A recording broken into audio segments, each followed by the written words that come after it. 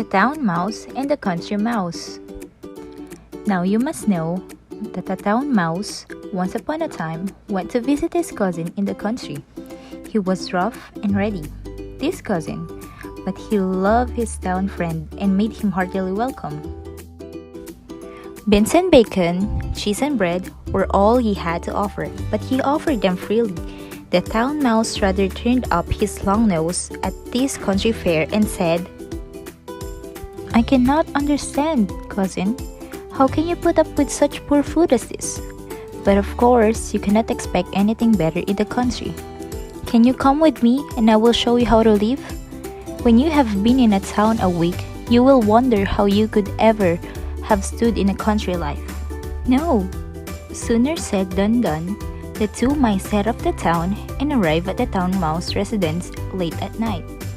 "You will want some refreshment after a long journey," said the polite town mouse, and took his friend into the grand dining room. They found the remains of a fine feast, and soon the two mice were eating up the jellies and the cakes and all that was nice. Suddenly, they heard the growling and barking. "What is that?" said the country mouse. "It is the only dog of the house," answered the other. "Only?" said the country mouse. "I do not like that music at my dinner." Just at the moment, the door floor opened. In come the two huge mastiffs, and the two mice had to scamper down and run off. "Goodbye, cousin," said the country mouse. "What? Going so soon?" said the other. "Yes," he replied.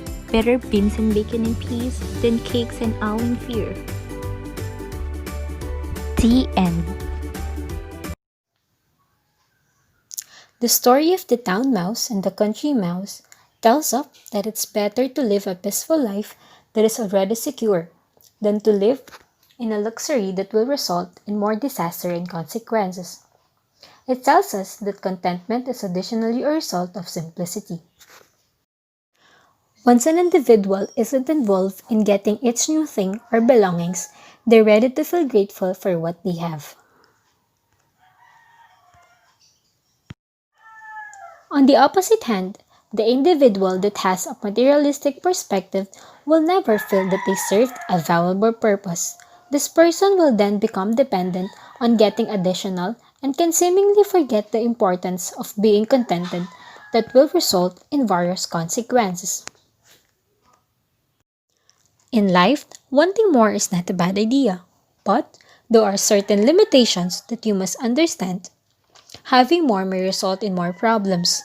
The story teaches us that being content doesn't mean you don't desire more. It only means that you are thankful for what you have and patient enough to wait for what's to come. Because after all, life is really simple, but we insist on making it complicated.